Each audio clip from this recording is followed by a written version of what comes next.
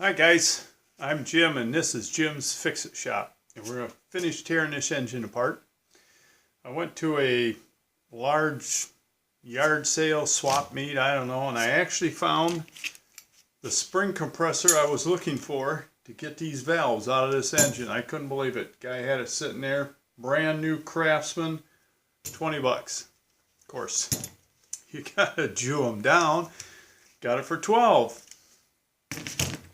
Well, let me get a better angle on this. We'll pull these valves out. First, I want to show you the timing marks on the crank and the cam, because you're going to want to take note on them so you can get your cam timed correctly when you put your engine back together. Otherwise, it's not going to run too pretty. Hang on. Okay, now your timing marks I was talking about. I don't know if you can see it, but if you look right here where these two gears are meshing, there's two little prick punches, I guess, or little center drill marks. I don't know if you can see them on there. When you turn your engine over, I crank this one over. I'll go backwards. Okay, this is your intake stroke. This is your compression, your power, your exhaust. Now we'll just crank this around. There's intake again, your compression.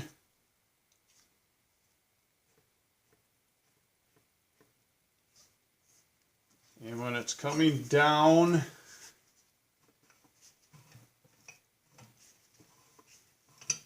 okay, it's coming down for your exhaust stroke. You just got intake is done. Now this is your power stroke here, your compression stroke. Now this is your power stroke. And about halfway through the power stroke, your dots are lined up.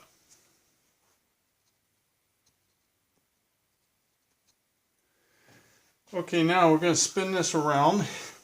We're going to get these valves out of here. I got one out.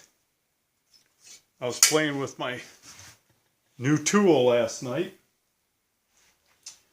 The spring has a keeper on the top. Let me get this valve out of here. When you shove the valve in,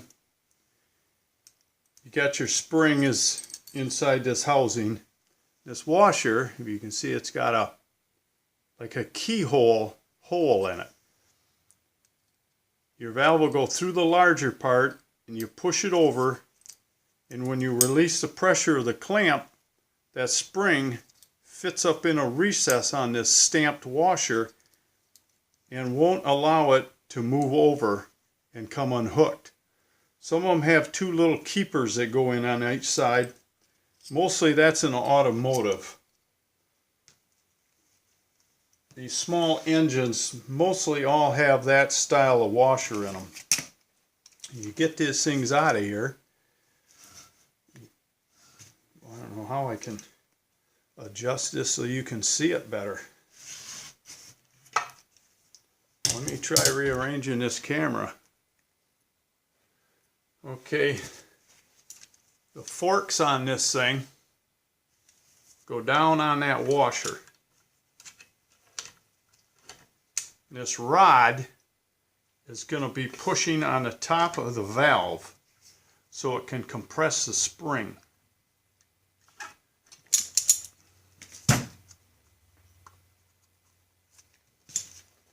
Now if it's in the right position, it should come off.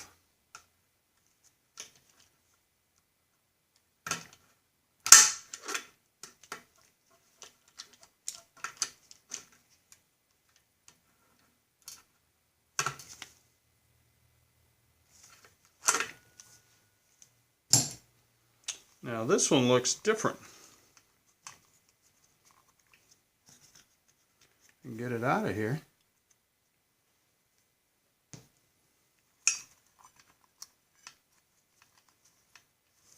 Yeah, I'm going to need a pair of pliers, I guess. Let me grab a pair of needle nose. And we grab on a few links of that spring and compress it. We should be able to get it out of there.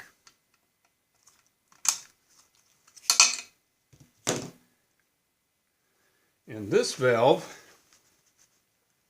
is different. I've never seen it have two different styles. This is the one with the two keepers. When you shove your valve up through there, you drop these little tapered wedges down inside of there. Like you can really see this. And when the valve slides down,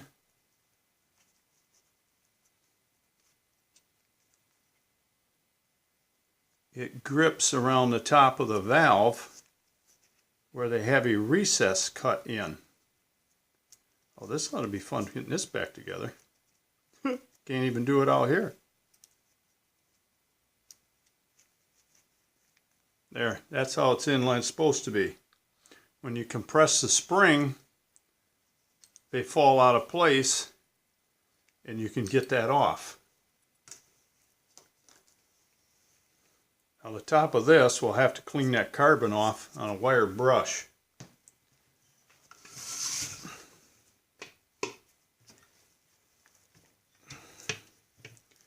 Now that we got both of them out of there,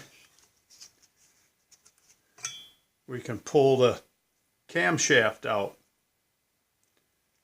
Isn't that a cute little thing? And these are your push rods that push on the bottom of the valves. This one is the exhaust. You do want to keep all this stuff labeled so you can get it back in where it came out of.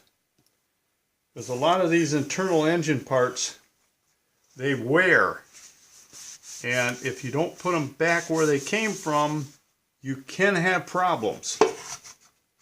Not that you do all the time, but there's a good chance you could.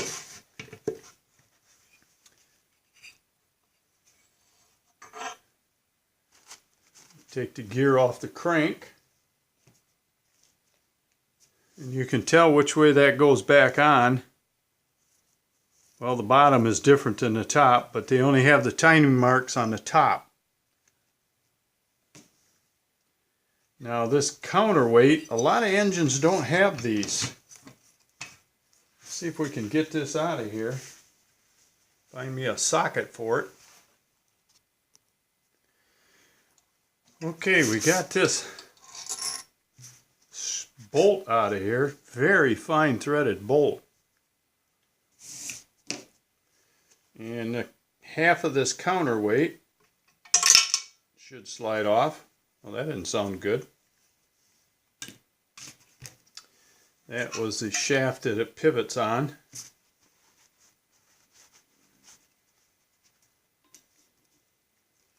And I don't know how well you can see in here. I guess it's better like this.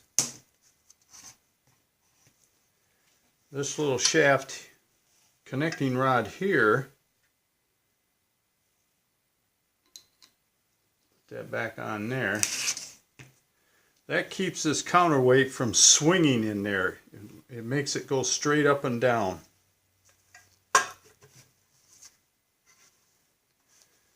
If we can turn this.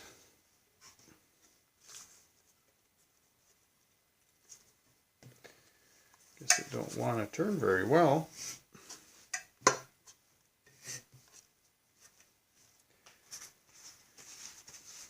And get me a wrench.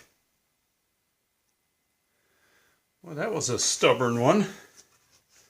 Now we're going to turn this. We'll take the two bolts out of the connecting rod. I don't know if I can get a ratchet down in there or not, but I might have to.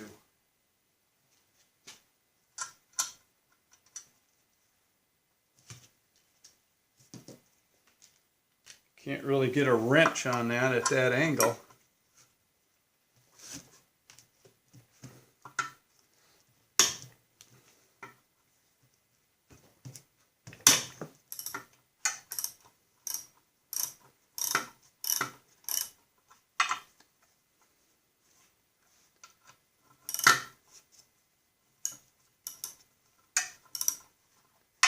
Well, then we're good and tight.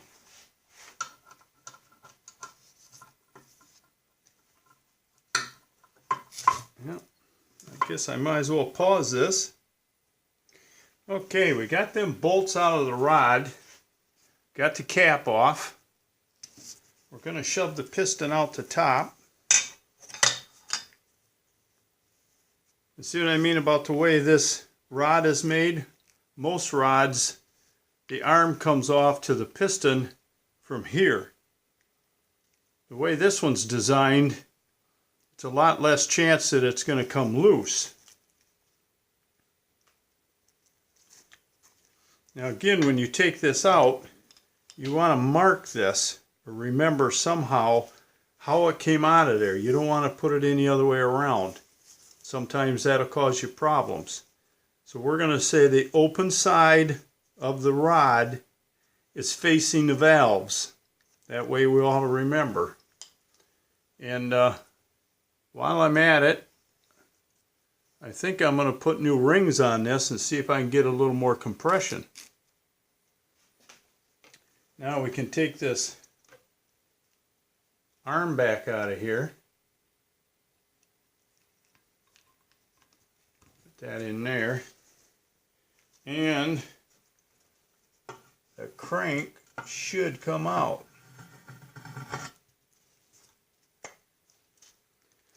Now, while you're taking stuff apart inside of there, these journals they're hardened, they're ground, and they're very susceptible to, even if when you're unbolting something, if your wrench hits one of these journals, it can put a nick in it. You want to be very careful you don't hit any of these three journals when you're taking this thing apart. We're going to set this over here.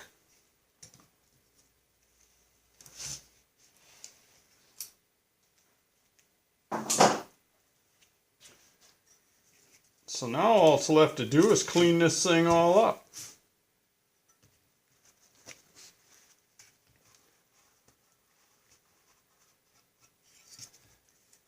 I want to get all the carbon off the top of the head and off the top of the piston and the two valves.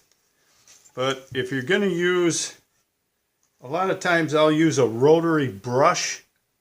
If you're going to do that in like a die grinder, take your valves and put them back in. That way, as you're cleaning this, you can clean the valves and you won't hit your valve seat with a wire brush. You don't want to mess that up or you're not going to have a good seal and you'll have even less compression. So this is stripped down. We can take it down and clean it.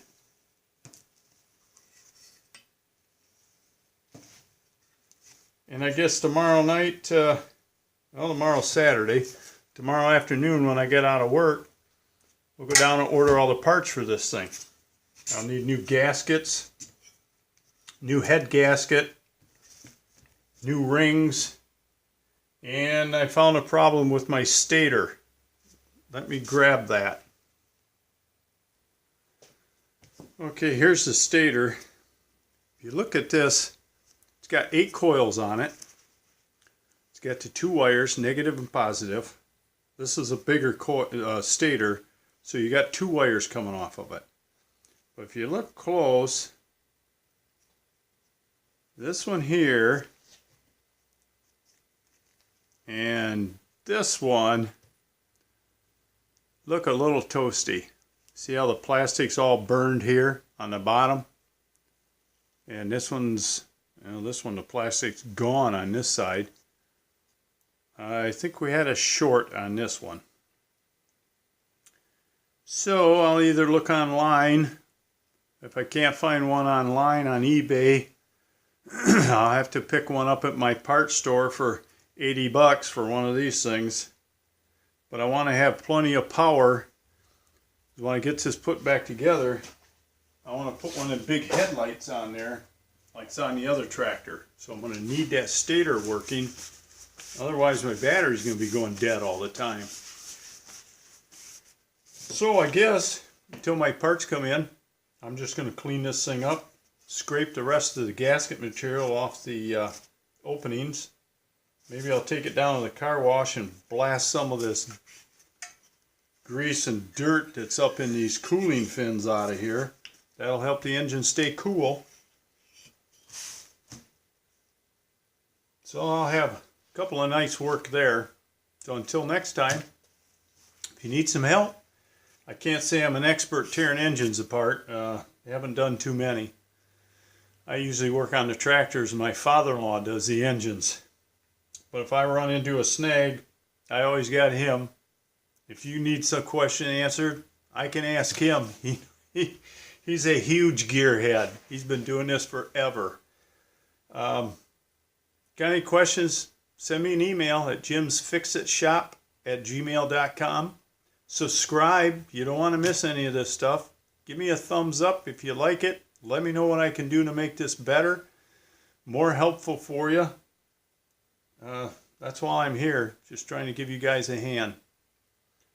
So I guess until next time, work safe, have fun, and we'll talk to you soon. Bye.